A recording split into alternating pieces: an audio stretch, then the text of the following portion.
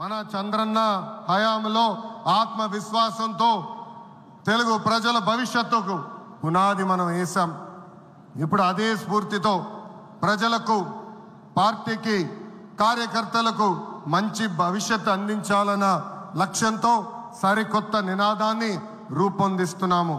దీనికోసం 6 శాసనాలు నేను ఈరోజు మీ ముందు ప్రతిపాదిస్తున్నా. నా తెలుగు కుటుంబంలో భాగంగా ఈ 6 శాసనాలు ఉంటాయి. మొదటిది తెలుగు జాతి విశ్వఖ్యాతి, 2 యువగలం, 3 స్త్రీ శక్తి, 4 పేదల సేవల్లో సోషల్ రీఇంజనీరింగ్, 5 అన్నదాతకు అండగా, 6 కార్యకర్తలే అధినేత.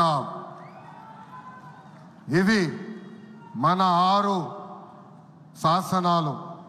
మొదటిది తెలుగు జాతి విశ్వఖ్యాతి.